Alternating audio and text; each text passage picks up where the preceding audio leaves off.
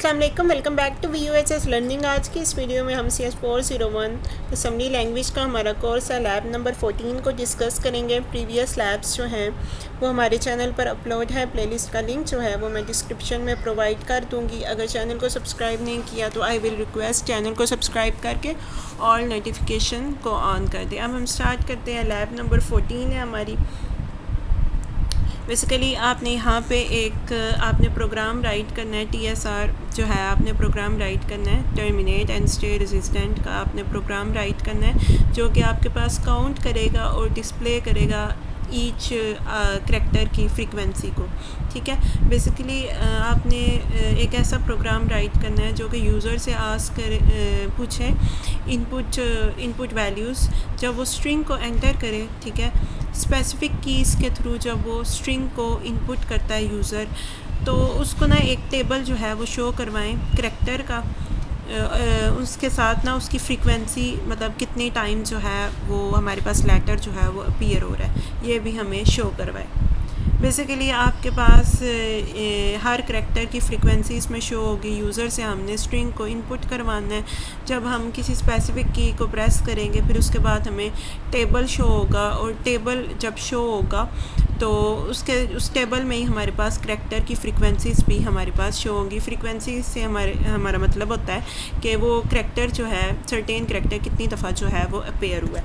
अब हम इसके सलूशन को देखते हैं। सबसे पहले हमारे पास है डेटा। ठीक है, डेटा जो है आपके पास डेटा सेगमेंट यहाँ से स्टार्ट होता है, तो हम इसके लिए जो है डेटा का लेबल लगाते हैं। ठीक है, नेक्स्ट है हमारे पास input buffer DB 80 DUB dollar. अब इसका हमारे पास मतलब होता है, ये लाइन जो है बफ़र जो है डिक्लेयर करेगी।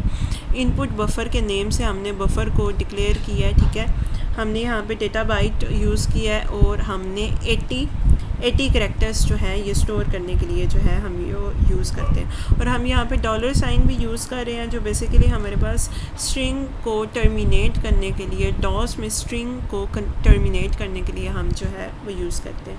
नेक्स्ट है हमारी फ्रीक्वेंसी टेबल DB 256 DUB। ये हमारे पास एरे में करैक्टर को स्टोर करने के लिए होता है। ठीक है, ये हम यूज़ करते हैं। और हमारे पास जो कैरेक्टर्स होते हैं वो ASCII में स्टोर होते हैं, और ASCII हमारे पास उसमें हमारे पास रेंज इन्वॉल्व होती है। 0 to 255 जो है हमारे पास रेंज इन्वॉल्व होती है। अब नेक्स्ट है हमारे पास कोड। ठीक है, ये जो है कोड सेगमेंट को डिक्लेयर करने के लिए हम जो है ये लाइन यूज़ करते हैं। अब नेक्स्ट है हमारे पास मेन प्रोसीजर। ठीक है, डॉट मेन प्रोसीजर, ये हमारे पास होता है कि ये स्टार्ट करता है मेन प्रोसीजर को। नेक्स्ट है हमारे पास लाइन मूव AX @ डेटा। ये क्या करती है, ये हमारे पास डेटा सेगमेंट के एड्रेस को AX रजिस्टर में मूव करने के लिए जो है ये स्टेटमेंट यूज़ की जाती है। अब नेक्स्ट है हमारे पास मूव DS AX। ये जो है AX के कंटेंट को DS रजिस्टर में, डेटा सेगमेंट रजिस्टर में स्टोर करने के लिए हम यूज़ करते हैं। अब नेक्स्ट है हमारे पास प्रॉम्प्ट फॉर इनपुट। इसको हम ज़रा डिस्कस करते हैं। अब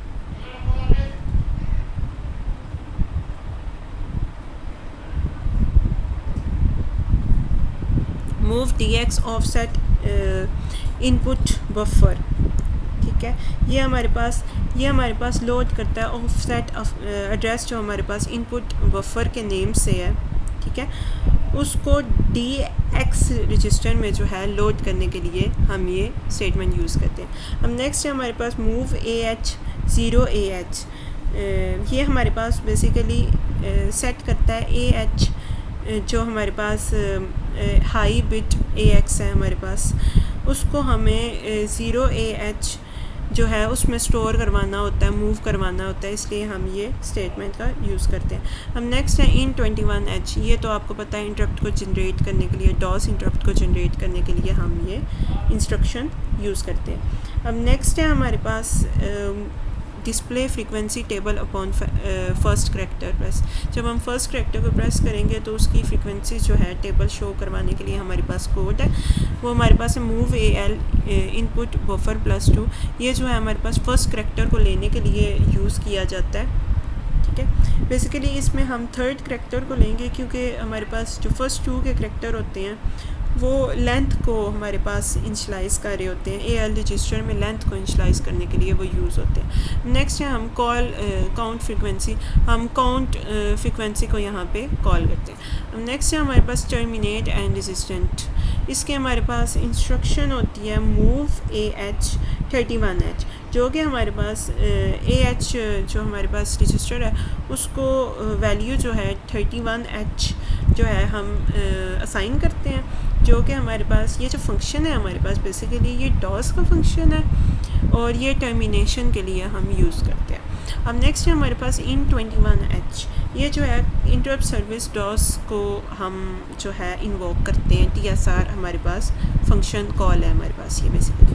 अब नेक्स्ट है हमारे पास मेन एंड पी, ये जो है मेन प्रोसीजर को जो एंड करने के लिए जो है हम ये यूज़ करते हैं, ठीक है। नेक्स्ट जो है हमारे पास काउंट फ्रीक्वेंसी प्रोसीजर, ये जो है हमारे पास डिफ़ाइन करेगा काउंट फ्रीक्वेंसी को, ठीक है, प्रोसीजर को हमारे पास डिफ़ाइन करेगा।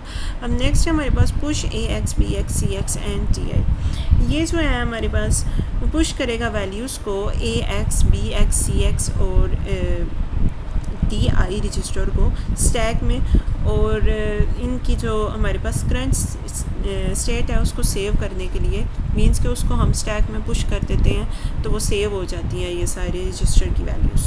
नेक्स्ट है हमारे पास एक्सॉर, हमने अप्लाई किया CX।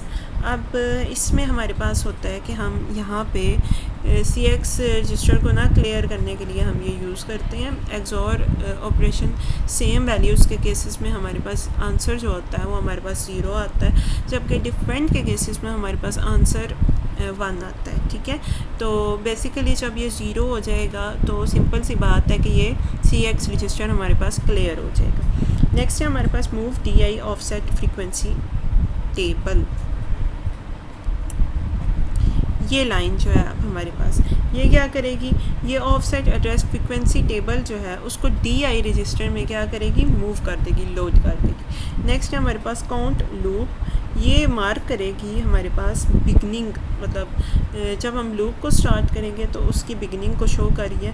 नेक्स्ट है हमारे पास CMPALDI, ये जो है हमारे पास बेसिकली कंपेयर करेगी AL जो हमारे पास रजिस्टर है जिसमें हमारे पास अभी करंट वैल्यू स्टोर है, ठीक है, जो कि काउंट कर रही है साथ साथ। इसको हमारे पास एक करैक्टर जो है करैक्टर के साथ करंट पोजीशन DI से ये पॉइंटेड होगा, ठीक है, मींस कि ये कंपैरिजन जो है इसमें अप्लाई होगा करंट करैक्टर्स के साथ जो है हमारे पास कंपैरिजन अप्लाई होगा। नेक्स्ट है हमारे पास JE फाउंडर करैक्टर। इफ़ अगर हमारे पास करैक्टर जो है ये फाउंड कर लेती है तो ये क्या करेगी, जंप अप्लाई कर देगी, जंप इफ़ इक्वल JE हमारे पास होती है जंप इफ़ इक्वल, तो ये जंप अप्लाई कर देगी और इंक्रीमेंट कर देगी, ठीक है। ऐड DII, इसका क्या मतलब है, हमारे पास नेक्स्ट करैक्टर पे जो है फ्रीक्वेंसी टेबल में नेक्स्ट करैक्टर पे मूव कर जाएगी, ये इंस्ट्रक्शन का ये हमारे पास है मोटिव। नेक्स्ट है हमारे पास इंक्रीमेंट CX के रजिस्टर में हमारे पास ये इंक्रीमेंट करने के लिए स्टेटमेंट यूज़ होगी। नेक्स्ट है कंपेयर CX 256, ये चेक करेगा 256 हमारे पास करैक्टर होते हैं उसको CX से बार बार जो है वो चेक करेगा। नेक्स्ट है हमारे पास JB काउंट लूप, ये किस लिए यूज़ होता है, ये बैक जंप करने के लिए, ठीक है, ये हम यूज़ करते हैं। JB stand for jump back, ठीक है, जंप बैक काउंटर लूप यहाँ पे अप्लाई हुआ है। नेक्स्ट है फाउंड करैक्टर लेबल, हमने लेबल करना है फ्रीक्वेंसी, अगर हमारे पास इंक्रीमेंट हो रही है तो हमने उसको ये हमने जो है लेबल यूज़ किया बेसिकली।